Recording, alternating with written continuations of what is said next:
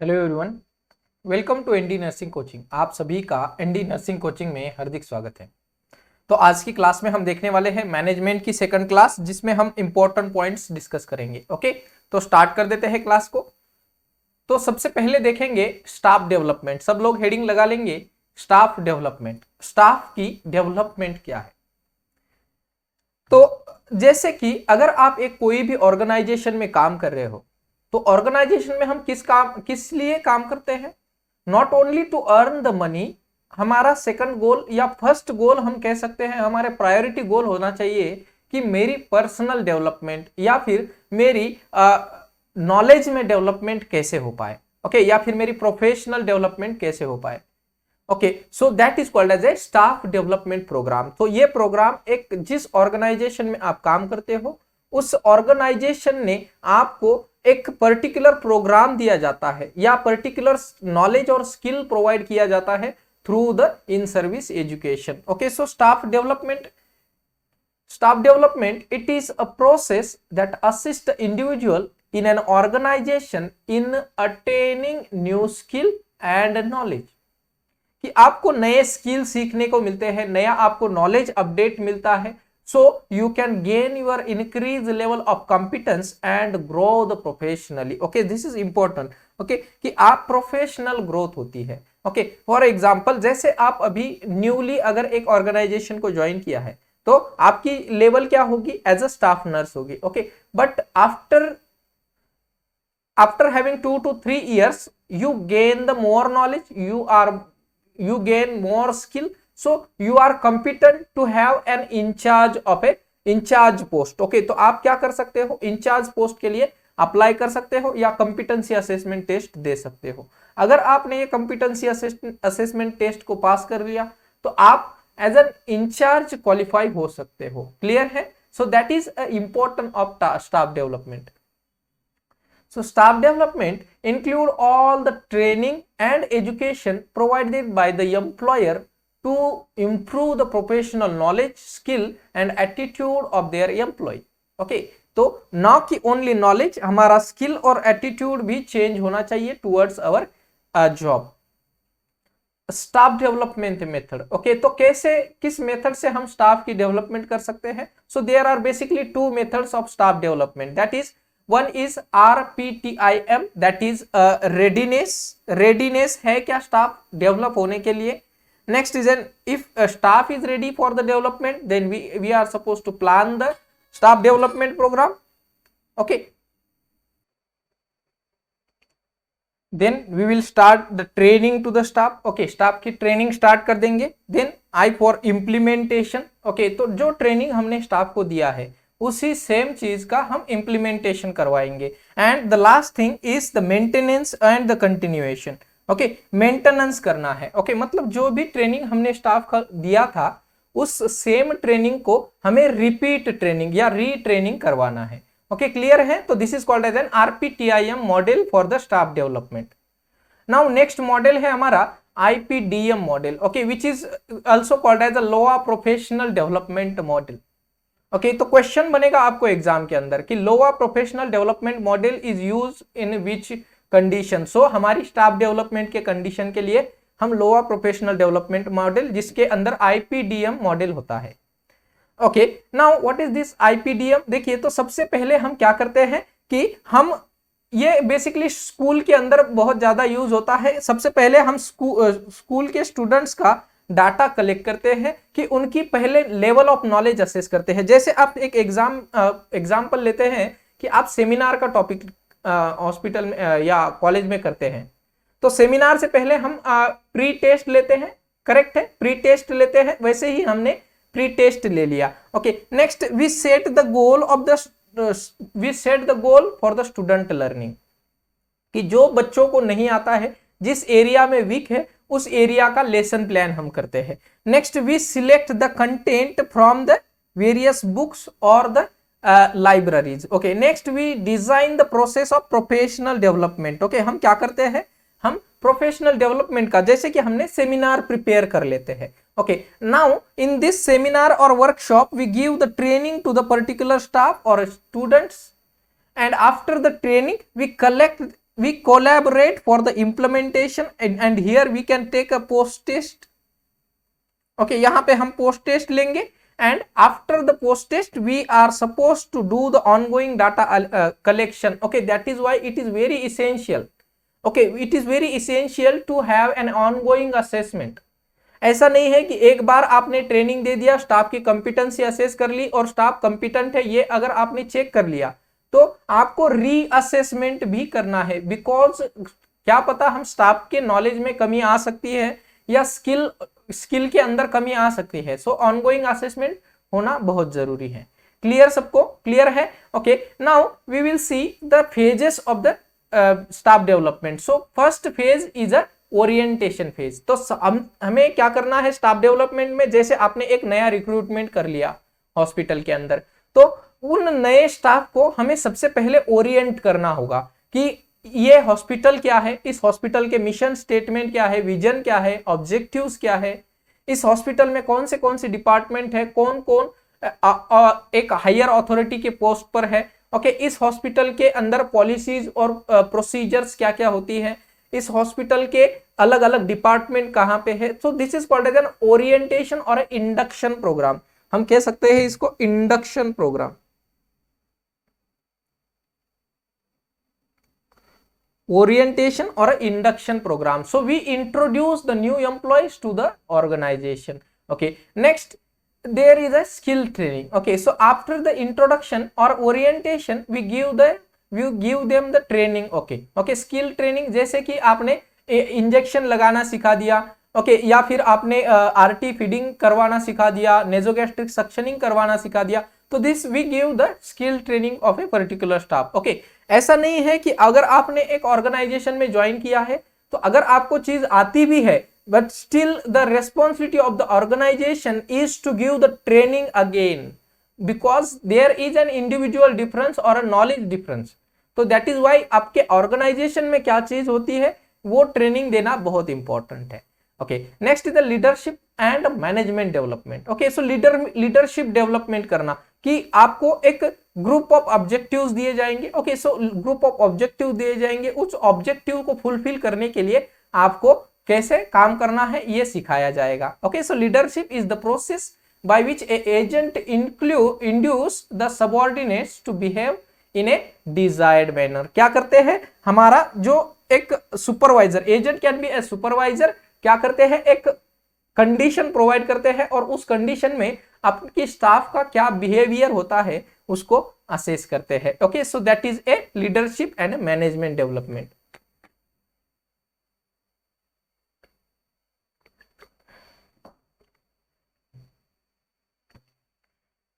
Next functions of leadership.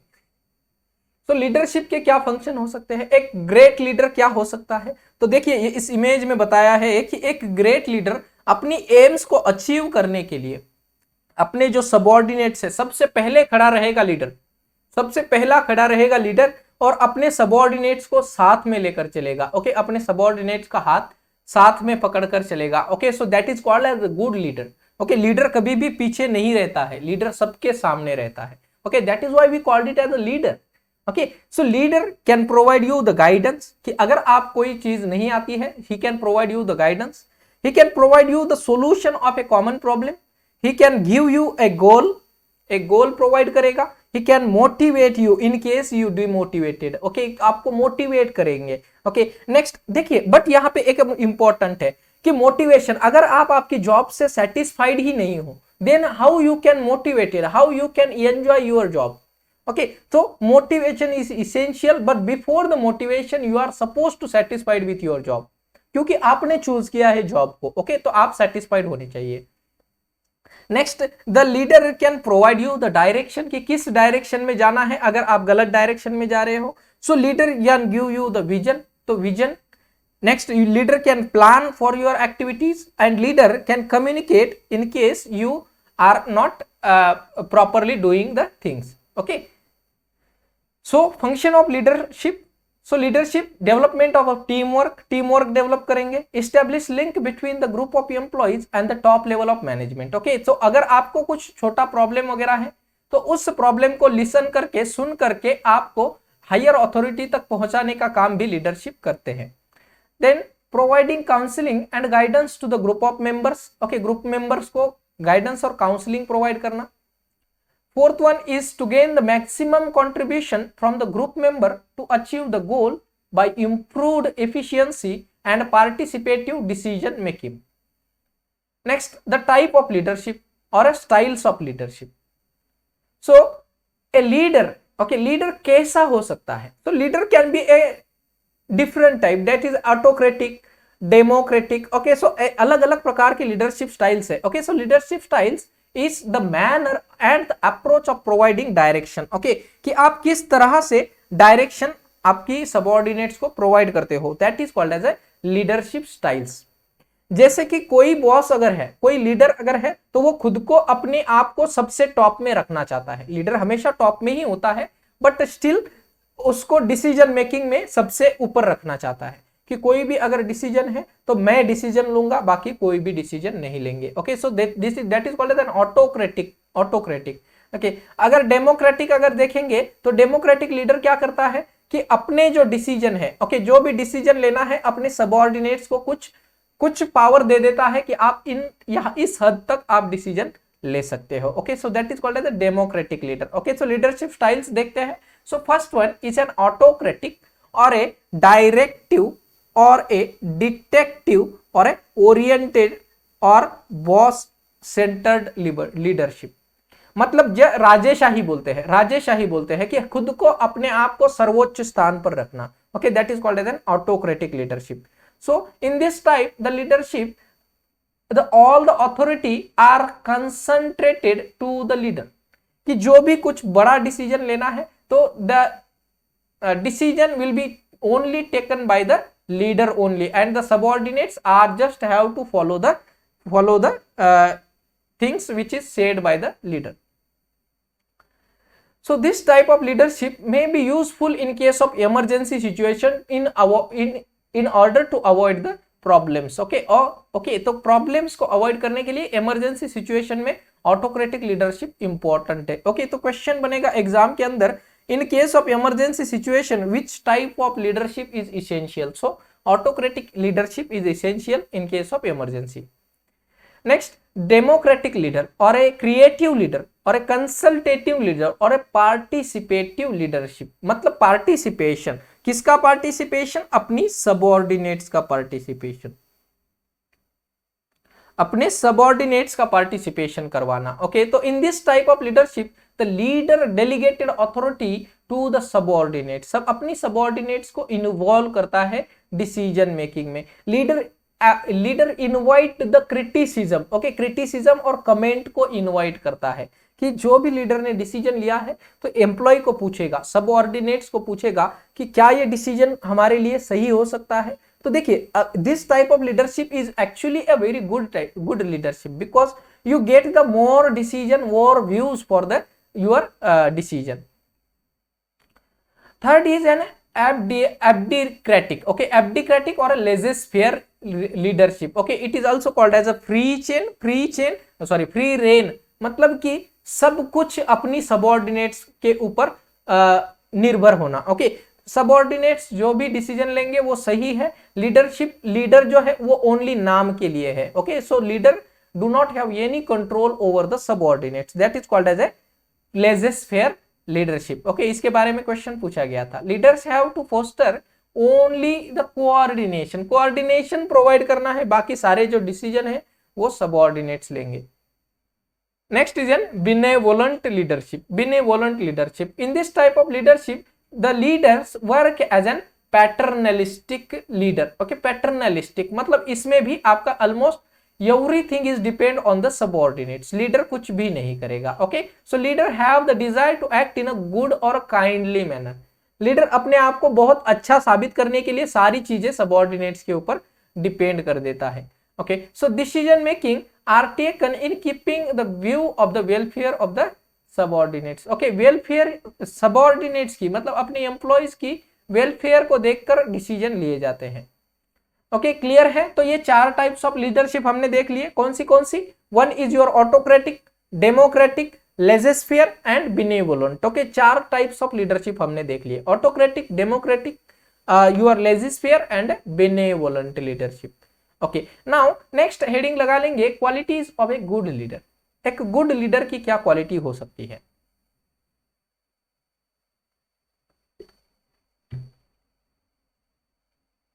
So a good leader acquire the knowledge, सबसे पहले उसको knowledge होनी चाहिए, थरो नॉलेज होनी चाहिए, पर्सनल क्वालिफिकेशन होना चाहिए। ओके, लीडरशिप का एक पर्सनल क्वालिफिकेशन होना चाहिए उसके पास।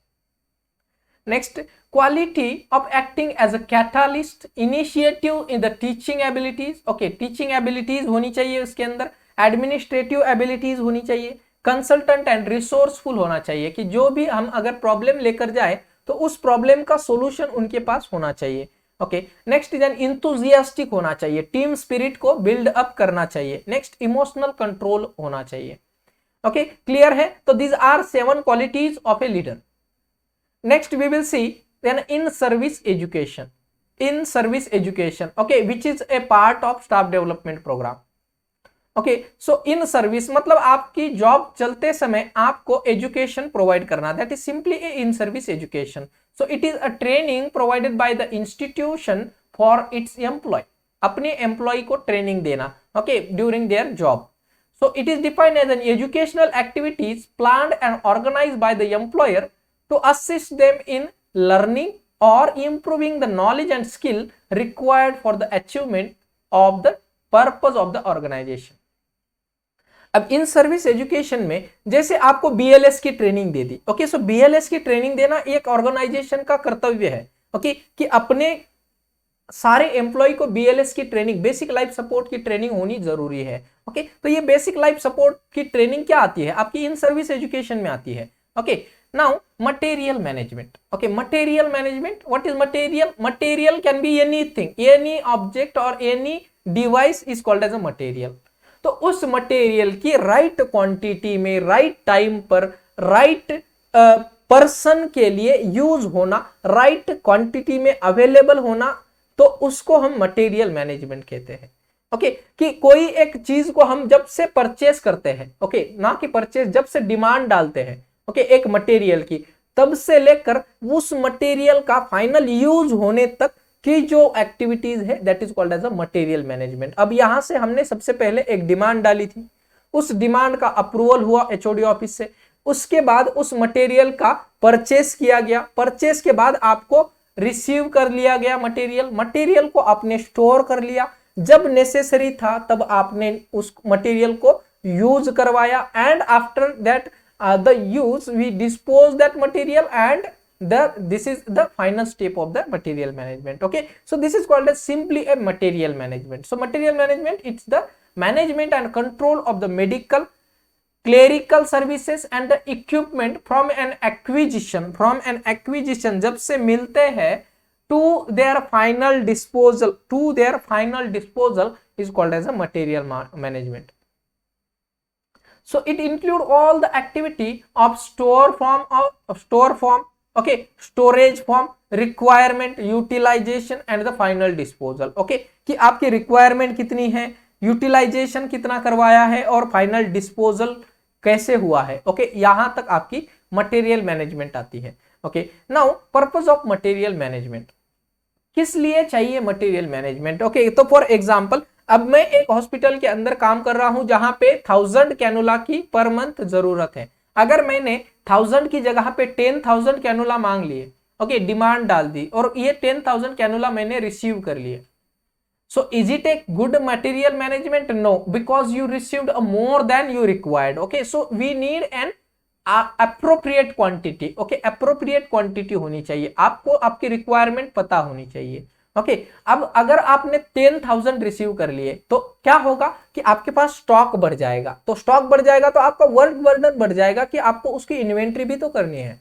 ओके, तो स्टॉक आपका बढ़ जाएगा, तो काम बढ़ जाएगा। Okay, and finally you will not able to show the disposal of the same material. Okay, now the purpose of material management, to ensure the availability of the material all the time. First thing is all the time, second thing in the right quantity, जो मैंने आपको बोला था कि 1000 मंगवाने थे, 10,000 आ गए, then in the same quality, okay, same quality होनी चाहिए and it at the lowest price, it is very essential for the private organization, okay, कि कम से कम दाम में हमें मिलना चाहिए, अच्छा क्वालिटी का होना चाहिए, अप्रोप्रिएट क्वांटिटी होनी चाहिए और सभी जब भी नेसेसरी हो तब अवेलेबल होना चाहिए। Now next, to improve the efficiency of worker in an organization, workers का इफिशियंसी बढ़ाना, to avoid the surplus of the material, मतलब मटेरियल का वेस्टेज कम करवाना, then to better regulation of the flow of material into the organization, कि organization में ऐसा नहीं होना चाहिए कि एक टाइम पर बहुत ज्यादा आ गया था, दूसरे टाइम पर बहुत कम हो गया या फिर अवेलेबल ही नहीं है, ओके, सो ऐसा नहीं होना चाहिए, कंटिन्यूअस रेगुलेशन ऑफ फ्लो होना चाहिए। क्लियर, सबको क्लियर है? नेक्स्ट हेडिंग लगा लेंगे इन्वेंट्री कंट्रोल और a optimum balance of the material. Inventory, okay, सब लोगों को पता है, जब जो भी जॉब करते हैं इनको पता है कि व्हाट इज इन्वेंट्री। तो जैसे ही हम ड्यूटी ज्वाइन करते हैं हम इन्वेंट्री करते हैं, किसकी इन्वेंट्री? जो भी आर्टिकल्स हमारे पास अवेलेबल है उनकी इन्वेंट्री करते हैं कि उनका number of quantity appropriate amount में प्रेजेंट है, उनकी एफिकेसी है, उनकी एक्सपायरी नहीं है, okay, so that is called as an inventory control, की ओवर भी नहीं होना चाहिए, लेस भी नहीं होना चाहिए, okay, so inventory it means stocking adequate number of a kind of store so that the material are available whenever is required and whenever whatever is required, okay, not whenever, it's whatever is required, okay. So an inventory, it's a detailed list of material, their specification and a standard number, okay, ऐसा नहीं है कि for example आज मैं duty पर join कर लिया तो मुझे लगता है कि जो कैनुला का पर डे का नंबर है वो 10 होना चाहिए, ओके, बट और किसी को लगता है कि नहीं 10 इनफ नहीं है, 20 होने चाहिए, ओके, तो ये नहीं होना चाहिए, ओके, कि आज मैंने अगर 10 मंगवा लिए तो कोई 20 मंगवाएगा, okay, then it is not a good inventory control. तो एक स्टैंडर्ड होना चाहिए। स्टैंडर्ड कैसे निकालते हैं? उसका एक फॉर्मूला होता है कि आपकी कितनी यूटिलाइजेशन या कितनी रिक्वायरमेंट है, उसको निकालने के लिए एक फॉर्मूला होता है, उस फॉर्मूला के द्वारा आप आपकी रिक्वायरमेंट शो कर सकते हो, okay. Next, an inventory classification. So inventory classification follows a technique used to maintain the inventory control. So first is an ABC inventory control. ABC, A का मतलब है आपका, A का मतलब है high cost item, okay, high cost item, okay, so which are required in a low number and low safety check, okay. B is an intermediate cost material, so which require in a moderate number and a moderate safety check. C is low cost material, okay, low cost material which require in a large amount of number and a high safety stock. So that is called as an ABC, okay, or alphabetical approach of the inventory control. Next is a VAD inventory control, VED inventory control, that is vital, essential and a desirable analysis. So V is a vital, any item which is very essential, उसके बिना hospital नहीं चल सकता, like an oxygen supply, तो oxygen supply 24 hour round the clock 7 days a week available होना चाहिए।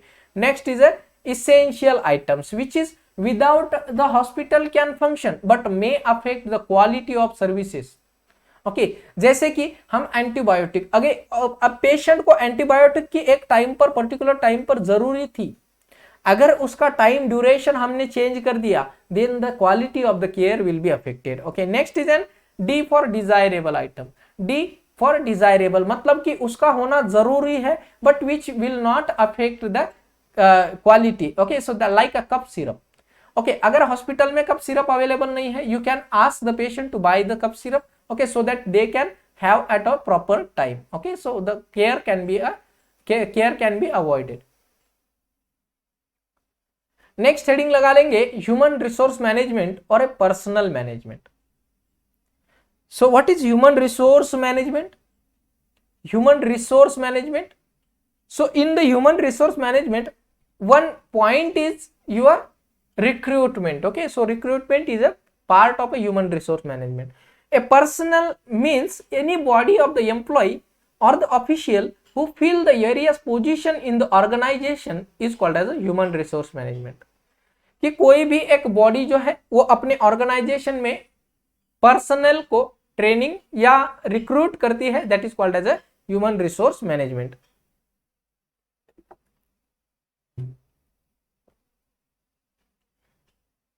So personnel management, it's a part of general management which deals with the effective control and use of a manpower. It is an art of selecting new employee and making use of old in such a manner to have the maximum quality and a quantity of output. Okay, तो क्या करते हैं, इससे हमें maximum quality और quantity मिलेगी, okay, of the services. Next, what is staffing? Okay, staffing, it is centered to the recruitment, selection, development and compensation of the subordinates is called as a staffing. कि आप एक staff को recruit करते हो, उनका selection करते हो, उनकी डेवलपमेंट करते हो, नेक्स्ट उनको कंपेंसेशन देते हो for their good work. Okay, compensation provide करना is called as a staffing. Okay, so staffing norm as per the INC, ये हमने प्रीवियस क्लास में देखा था, फिर भी एक बार रिवाइज कर लेते हैं कि 1 स्टाफ नर्स होनी चाहिए टीचिंग हॉस्पिटल में 1:3 और 1:5 in the non teaching hospital. Okay, in the case of ward. Okay, so अगर आईसीयू के इंचार्ज एक शिफ्ट में कम से कम एक इंचार्ज होनी चाहिए. 1 sister in charge for 25 beds in the ward. ICU 1 sister in charge in each shift. Nurse patient ratio in the psychiatric hospital, जो ward में होता है same nurse patient ratio psychiatric hospital के लिए है. Next is an recruitment. Recruitment क्या है, तो it is a process of searching of a quality man power. Okay, not only the man power who is a quality man power, quality होनी चाहिए. Okay, जैसे कि आप अगर आप स्टाफ नर्स को रिक्रूट करना चाहते हो तो उनके पास डिग्री तो सबके पास हो सकती है, but the knowledge and skill भी अगर साथ में मिल जाए then we can get a quality person. Okay, quality person to meet the requirement of a staffing schedule. Now what is selection? So selection is the process of right type of candidate offering. Okay, so right type of candidate हमें offer करना है एक step के लिए. Okay, next job analysis. So job analysis it's a formal and a detailed examination of the job which is provided about the nature of job. आपका nature of job क्या होगा, qualification क्या चाहिए, डिजायरेबल क्वालिफिकेशन क्या होना चाहिए, that is called as a job analysis, जो हमने रिक्रूटमेंट प्रोसेस में देखते हैं. ओके, जैसे कोई नोटिफिकेशन आता है एग्जाम का तो उसमें क्लियरली लिखा होता है कि इससे क्वालिफिकेशन क्या होना चाहिए आपका. ओके, क्लियर है. Next is in job description. Job description, जो भी आप पोजीशन पर हेल्ड हो या जो भी पोजीशन पर आप काम कर रहे हो तो उस पोजीशन में आपकी क्या रिस्पॉन्सिबिलिटी है, आपके क्या राइट्स है, आपके क्या क्या स्टैंडर्ड्स है जो कि आपको फॉलो करने हैं. Okay, so these are the things comes under your job description which is different from your job analysis. Okay, next major milestone in nursing education of India. So the school of nursing in general hospital Madras में 1871 में start हुआ था. TNAI 1908 में form हुआ था. ये question कई बार repeated है. ओके, सो कृपया डेट मेंशन कर लीजिए. Next, the first school of nursing at the RAK college of nursing new Delhi में 1943 में स्टार्ट हुआ था. 4 ईयर BSc नर्सिंग प्रोग्राम जो कि RAK college of nursing CMC Vellore, RAK college और CMC वेल्लोर में स्टार्ट हुआ था 1946 में. Okay, BSc nursing. नेक्स्ट 1947 में INC एक्ट पास हुआ था और 1949 में INC पूरी इस्टेब्लिश हो गई थी. ओके, क्लियर है. ओके, इसके साथ साथ आपको MSc प्रोग्राम कब स्टार्ट हुआ था, ओके, ये भी आपको सर्च करना है. Okay, MNC program. Now next is an education. Education, it's a part of management, very essential part of management we can say. कि अगर प्रॉपर एजुकेशन हमने स्टाफ को नहीं प्रोवाइड किया then we are not able to provide a good quality services to the person who is seeking that services. So imparting, receiving or acquiring a knowledge is called as a education. According to Mahatma Gandhi, education it's all around drawing out of an best. Okay, कि best मिलना क्या, कि एक best body create करना, mind और spirit को बनाना, ये ही हमारी एजुकेशन का एम है. ये महात्मा गांधी जी ने कहा था. Okay, according to Aristotle, education it's a creation of a sound mind into a sound body. Okay, sound mind into a sound body.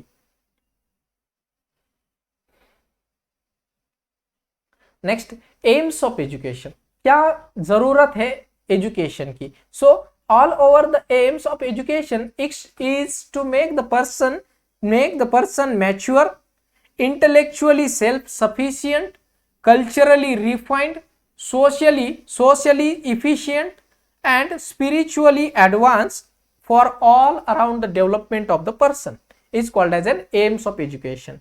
कि एक पर्सन की नेचर में बदलाव आना, अपनी इंटेलेक्चुअल में बदलाव आना, कल्चरली रिडिफाइंड होना और सोशली इफिशियंट होना, कि अपनी सोसाइटी के लिए एक इफिशियंट पर्सन होना और स्पिरिचुअली एडवांसमेंट होना, that is called as a aims of the education. Okay, clear है सभी को? Okay, now the main aims of the education are vocational efficacy होनी चाहिए. आपको एटलीस्ट जितने आप रोटी के लिए काम आपको एटलीस्ट मिनिमम आना चाहिए, that is vocational training. Knowledge होना चाहिए. नॉलेज किसके बारे में? तो knowledge of a particular subject और a particular topic, so that you can earn the money with your knowledge. Next, complete living. Okay, complete living होनी चाहिए. So education teach a person to live the life which is balance properly. Okay, so life का balance आना चाहिए. Okay, so that is the aim of education. Harmonious personality development. Okay, so education cultivate all the aspect of personality harmoniously, like development of an intellectual, emotional and mental और moral characters of a person. Okay, आपके character को build up करता है. Good citizenship. Okay, so after the education you are suppose to proud your nation and आपको काम में आना चाहिए आपकी नेशन के. डेवलपमेंट ऑफ ए लीडरशिप की डेवलपमेंट होनी चाहिए. Okay, so these are the main aims of the education. Next है teaching learning process. Okay, what is teaching? So teaching is nothing but to stimulate, challenge or guide and encourage the student. Okay, क्या करना है आपको? Student को stimulate करना है, challenge करना है, गाइड करना है और एनकरेज करना है. एनकरेज करना है to learn the things. Okay, then what is learning? Learning is a process of acquiring the knowledge. Okay, so teaching is a broad term, learning is a part of a teaching process. Okay, so learning is acquiring something, acquiring the knowledge and modification of behavior. Okay, so teaching learning process, it means a thorough which teacher and a student learn a curriculum and all the other variable in an organized and a systemic way. Okay, जैसे कि teaching learning process, मान लेते हैं आपने BSc nursing में admission ले लिया है. तो बीएससी नर्सिंग में एडमिशन लेने के बाद ऐसा नहीं है कि आपको डायरेक्टली 4th ईयर का सब्जेक्ट बता देंगे या सिखा देंगे. आपको एक सिस्टमैटिक वे में ऑर्गेनाइज प्लान होता है, आपका पूरा रोटेशन प्लान होता है, 4 साल का प्लान होता है. उसी प्लान के द्वारा आप रोटेशनली एक एक छोटा छोटा, okay, simple to critical area में आप मूव करते हो. Okay, so that is a teaching learning process.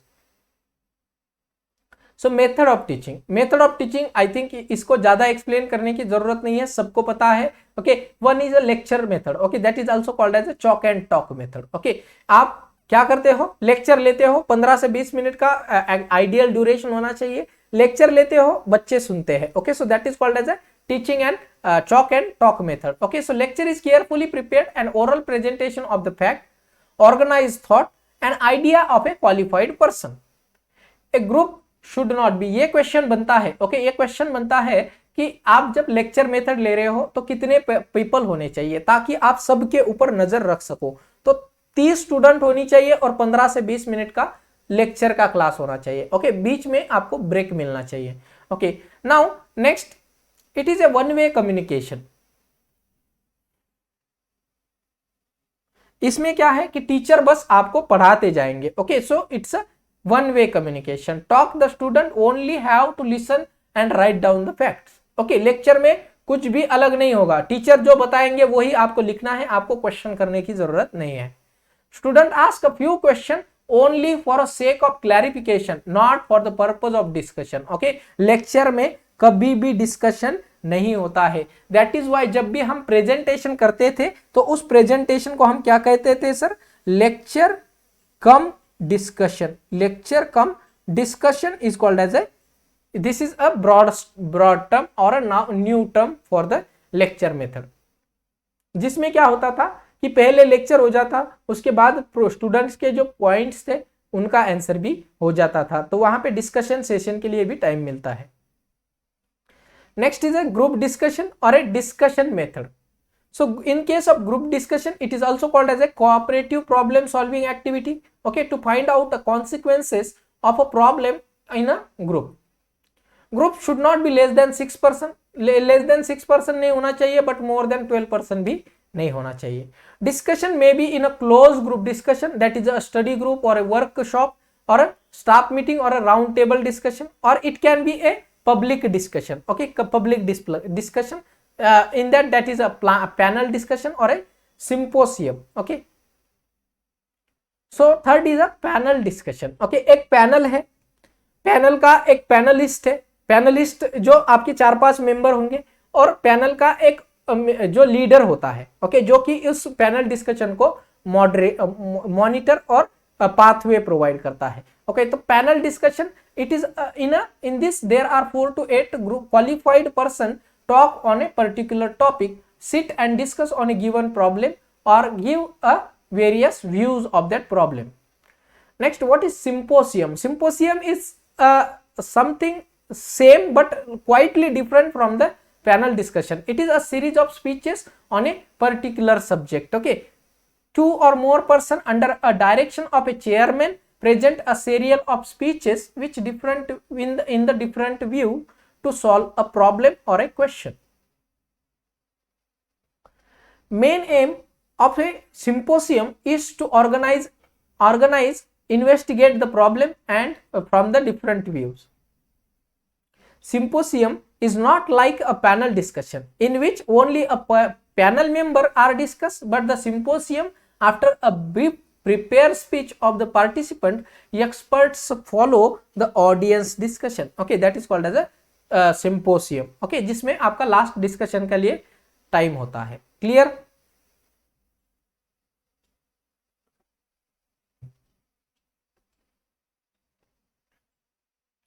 Now next is workshop.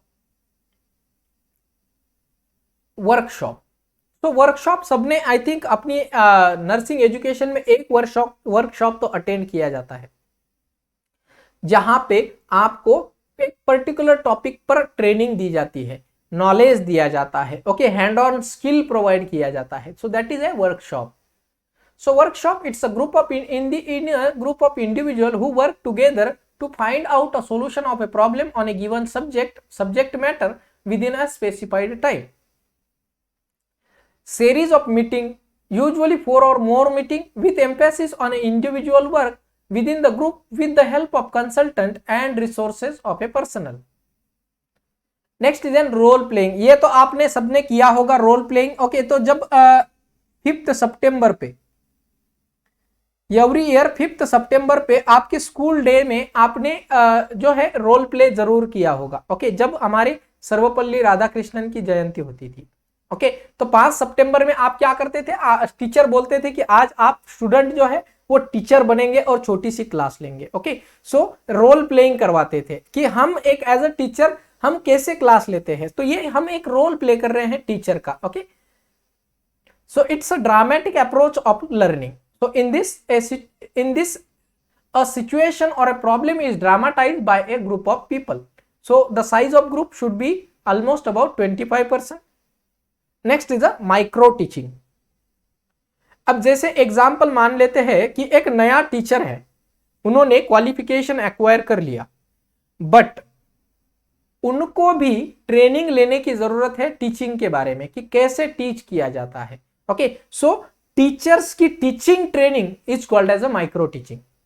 Teacher की teaching training is called as a micro teaching, मतलब टीचर ने कैसे पढ़ाना है उसकी ट्रेनिंग लेना is called as a micro teaching.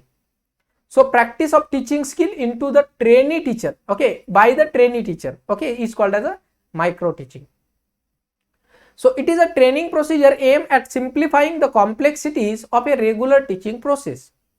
The size of the class is very small, okay, because it's a pilot project, तो 4 से 6 स्टूडेंट होते हैं और कम से कम 5 से 10 मिनट आपको पढ़ाना होता है।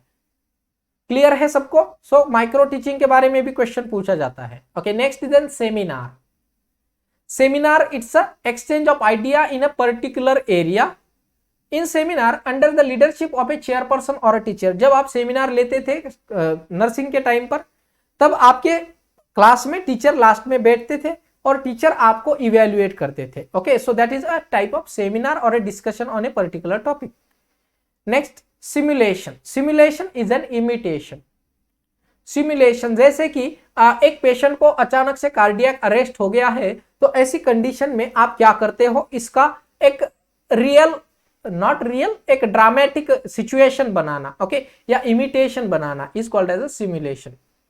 So reproduction of a real life situation is called as a simulation. An education model of an actual situation is created. Okay, cardiac arrest for example देते हैं, okay, कि cardiac arrest का पेशेंट आया है या फिर अचानक से एक पेशेंट को cardiac arrest हो गया है, आप क्या करोगे? आपको करके दिखाना है कि कैसे करोगे आप।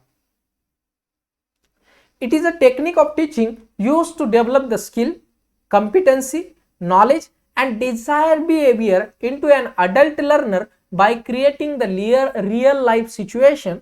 For example, participating by understanding a dummy model as a real patient. Okay, जैसे हमने डमी मॉडल पे सीखते थे कि स्पंज बाथ करवाना, ओके, या फिर पेशेंट को आरटी फीडिंग करवाना, एक डमी हैंड पर हम कैनुला लगाना सीख लेते थे। Okay, so that is A simulation. Next is a process recording. Okay, so process recording, it's a written report of communication or a conversation with a patient or a person called as a process recording. Okay, तो interview, for example interview के दौरान जो भी चीजें होती है, जो भी बातें आप करते हो, उन सारी बातों को रिकॉर्ड फॉर्म में रखना is called as a process recording. Next, problem solving method. So problem solving method is used to prepare the student to face a problem, and how the student is encounter that problem is called as a problem solving method. Okay, so the problem solving methods are having various approaches like an inductive approach. Okay, so जैसे कि for example एक teacher example of a noun, teacher gives example of noun and ask the student to define the noun. मतलब कि complex task पहले करते हैं और simple task last में करते हैं। अगर आपने ओनली एग्जाम्पल बताया स्टूडेंट को नाउन का, और स्टूडेंट डेफिनेशन कैसे बता पाएंगे? But it is very good that if you tell the definition of a student of a noun, then he can give you the example. Okay, so the inductive approach is something and ulta. Okay, कि पहले critical task करते हैं, उसके बाद simple task करते हैं।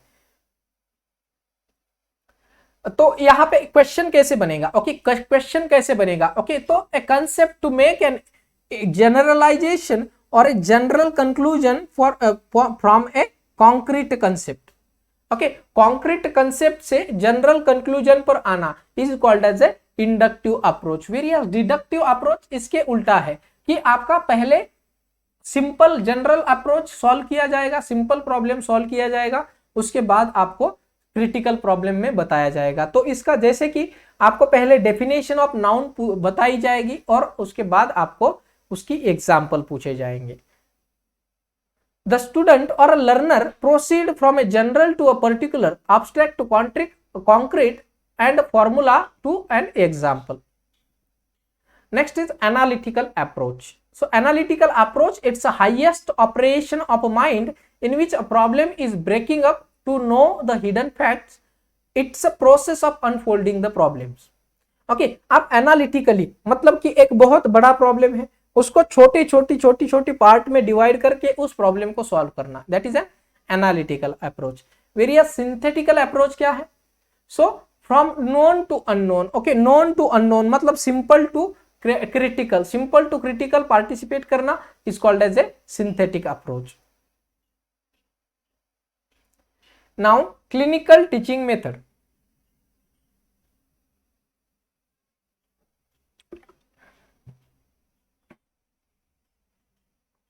What are clinical teaching method? जब आप हॉस्पिटल में प्रैक्टिस करते हो तो तब आपको कौन सी टीचिंग मेथड से पढ़ाया जाता है? वन, एक नर्सिंग राउंड्स होते हैं, बेड साइड टीचिंग होती है ओके उसके बाद आपको ऑन साइट ट्रेनिंग होती है, ऑन साइट ट्रेनिंग मतलब जॉब ट्रेनिंग आपको दी जाती है। So these are various methods of teaching for the nurses. So one is a demonstration किया जाएगा, a visualise explanation of the fact, okay that is called as a demonstration. Next is bedside clinic, okay so bedside clinic and an informal discussion about a patient related problem.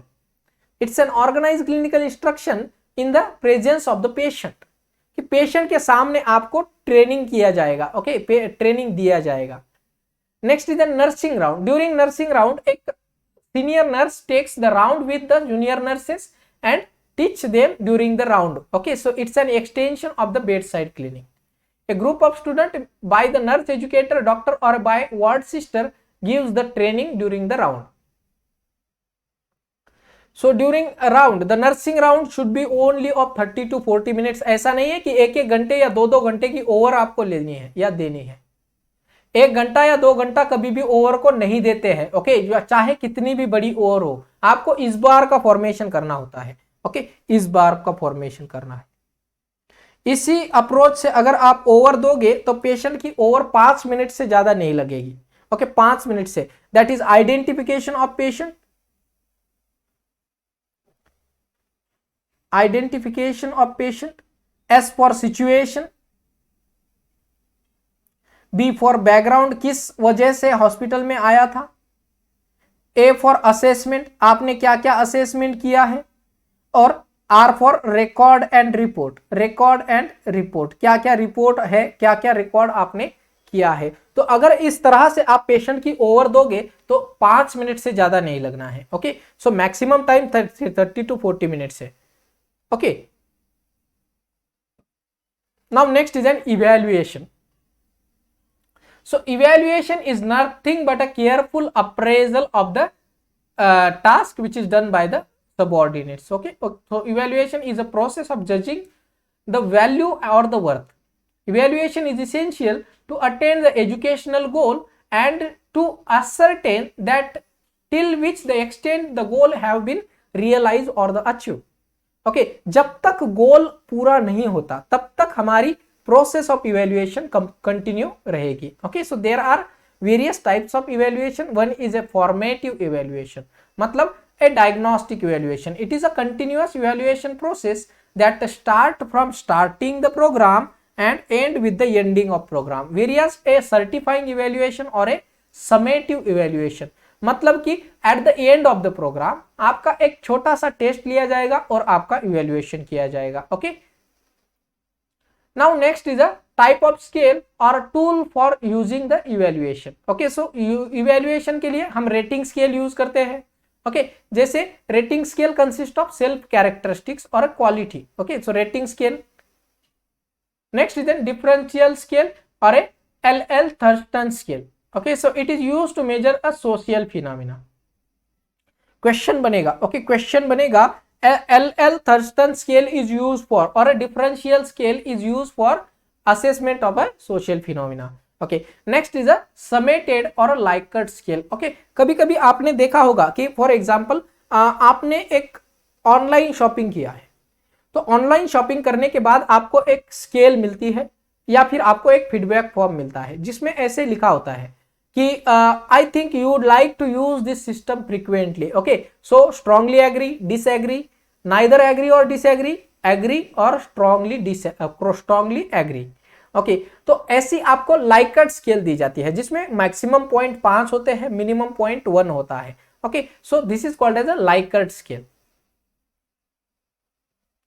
Okay so that is a Likert scale. Next is an checklist. So checklist it's the list of steps which is active list of steps of activity and behavior which observe record and incidents occur, that is a checklist. जैसे कि checklist of a IV cannulation process, okay जब आप IV cannulation कर रहे हो तो उस cannulation की प्रोसीजर के दौरान एक एक स्टेप में आपने क्या क्या फॉलो किया या नहीं किया, that is called as a checklist. It is only record whether a particular trait or characteristics is present or absent. Okay, so next is an anecdotal record. Okay, so anecdotal record मतलब कि पहले क्या, okay, brief spot description और factual description of an incident, कि एक incident हुआ था, okay, जैसे कि ब्लड ट्रांसफ्यूजन की रिएक्शन हुई थी, तो उस रिएक्शन का जो भी इंसिडेंट हुआ है उसका रिकॉर्ड करना, that is called as an anecdotal record. A verbal snapshot of an incident is called as an anecdotal record. Next, guidance and the counseling, okay, which is very essential for the management. Okay, so guidance क्या है? So guidance is nothing but act of aiding, instructing, coaching or a counseling of a patient or a student. Or not only the student also, we can the guidance can be given for the nurses also. Okay, so it is nothing but an aiding, मतलब आपको aid provide करना, जो necessary things को provide करना, instruction provide करना, coaching और counselling provide करना, that is called as a guidance. Various counselling it's giving a advice, okay, आपको एक एडवाइस प्रोवाइड करना, that is a counselling. So counselling it is specialised service of a guidance provided by a professionally trained worker, that is a counsellor और counselor to a person who is willing or need to seek the help, that is called as a counselee. Okay, so in the counseling there are two elements, okay, one is your counselor who give the counseling and one is a counselee who seek the counseling, okay, who seek the counseling. Clear है सभी को? Clear है? Okay, now next is the phases of counseling. Okay, so there are 5 phases of counseling. One is a formation of A therapeutic alliances, मतलब कि patient की need को formation करना। Next, examination and evaluation of the client, client का assessment करना। उसके बाद हम फॉर्मुलेशन ऑफ ए काउंसलिंग गोल, एक गोल को असेस करना कि क्लाइंट में हमने आइडेंटिफाई किया कि क्लाइंट के अंदर डिप्रेशन है, ओके, तो हमारा गोल क्या होगा कि क्लाइंट का डिप्रेशन कम करना है। Next, intervention of problem solving, okay, so this is called as a practical problem और इंप्लीमेंटेशन ऑफ द प्रॉब्लम, कि उस डिप्रेशन को कम करने के लिए हम क्या कर रहे हैं, पेशेंट को वेरियस थेरेपी प्रोवाइड कर रहे हैं, okay, and at the end जब पेशेंट ठीक हो जाएगा then we close and the further development और रीअसेसमेंट हम करते हैं, so that is called as a counselling. 5 phases मैंने बताए थे, ओके, क्लियर है सबको? क्लियर है? Okay, now next we will see a curriculum or a course of study. Next heading लगा लेंगे curriculum और a course of study.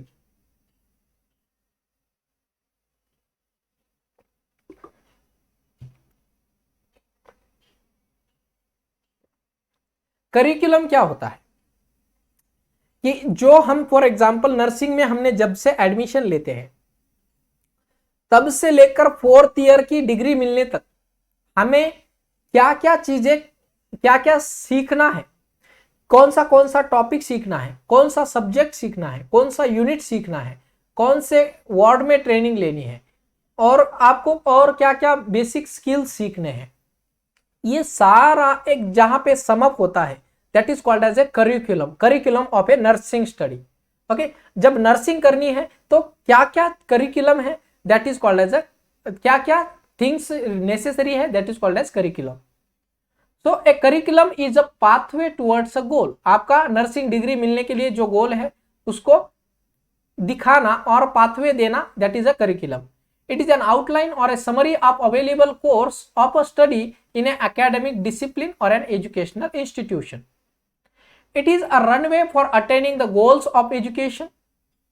The steps of curriculum instructions. Okay, so the steps are curriculum constructions contains the following steps. Okay, जैसे कि need for the curriculum, पहले need assessment करेंगे, next we curriculum development team बनाएंगे, okay, एक expert team बनाएंगे, next we will see makes the systematic discussion about the curriculum and we make the curriculum agenda, okay, that is learner characteristics क्या होने चाहिए, intended outcome क्या होने चाहिए, content कहाँ से आएगा, मेथड कौन सी यूज करेंगे और इवेल्युएशन के लिए फॉर्मेट क्या होंगे।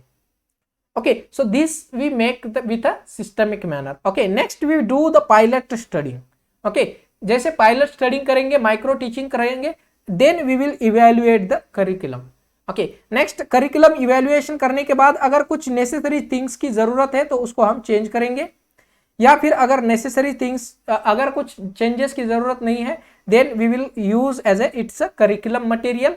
देन वॉलंटियर ट्रेनिंग प्रोवाइड करेंगे टीचर्स को और ये आपका करिकुलम सेट हो जाएगा। Okay clear. पहले हमने नीड असेस किया, उसके बाद डेवलपमेंट टीम बनाई, टीम ने सिस्टमैटिक डिसीजन लेकर एक एजेंडा बनाया है जिसमें लर्नर के क्या कैरेक्टरिस्टिक्स थे, इंटेंडेड आउटकम क्या होंगे, कंटेंट क्या होना चाहिए, मेथड ऑफ टीचिंग क्या होगी और इवैल्यूएशन कैसे करेंगे।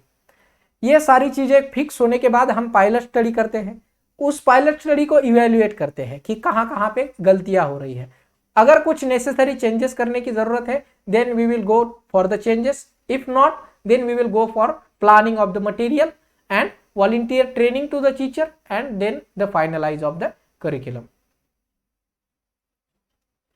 Clear? So curriculum planning, okay, ये यही steps आपको बताए गए हैं यहाँ पे। Okay, next is a master rotation plan. जब आप फर्स्ट ईयर में जाते हो तो आपको एक मास्टर रोटेशन प्लान मिलता है कि आपकी थियरी ब्लॉक कितने हफ्तों का होगा, उसके बाद क्लिनिकल ब्लॉक कितने हफ्ते का होगा, उसके बाद आपकी टर्म एंड एग्जाम कब होगी और उस टर्म एंड एग्जाम से पहले आपको कितने टाइम आपको पढ़ाई के लिए मिलेगा, उसके बाद फिर से आपका थियरी ब्लॉक कब स्टार्ट होगा, फिर से आपका क्लिनिकल टीचिंग कब स्टार्ट होगी और फिर फाइनल एग्जाम कब होगी और उसके पहले प्रिपरेटरी लीव होगी। So this all the overall year plan is called as a master rotation plan. Okay, so master rotation plan it's a one batch plan for the all classes. Okay, so it's an overall plan of a rotation of the student in a particular educational institution showing the placement of student in a area like teaching, clinical, community or practical. It includes the clinical rotation plan, theory plan, leaves, preparatory leaves and a time for the examination. Next is a course plan, so which is a brief course of the description, जो course आप कर रहे हो। So good planning is the key successful of the teaching. It is the total planning of an entire course, जैसे कि पूरे GNM या BSc का कोर्स प्लान है। Okay, next unit planning. Okay, एक पर्टिकुलर यूनिट प्लान करना। Okay, so large sub division of a subject matter is called as a unit. Recognition of the content of the subject textbook into the suitable units by teachers and then making their proper planning to organize a teaching learning activity of unit is called as a unit planning. Okay, तो unit plan करना। lesson planning और daily planning, मतलब आपको daily roster मिलता था कि आज आपकी कौन सी क्लासेस होने वाली है, so that is called as a daily planning. So daily planning is a lesson is prepared by a teacher to teach a lesson in an organized manner. It is an important part for planning of a daily teaching. क्योंकि अगर student को पता नहीं है कि आज कौन सी class होने वाली है तो स्टूडेंट कंफ्यूज हो जाएंगे। ओके, प्रिपेयर नहीं हो पाएंगे। ओके, या फिर कंफ्यूजन क्रिएट हो सकता है कि एक टीचर का 1 से 2 बजे तक क्लास था लेकिन दूसरा टीचर सेम टाइम पर पहुंच गया क्लास लेने के लिए। ओके, तो कंफ्यूजन क्रिएट हो जाएगा। तो ऑलरेडी अगर प्लान है तो आपका टाइमिंग शेयर्ड हो जाएगा।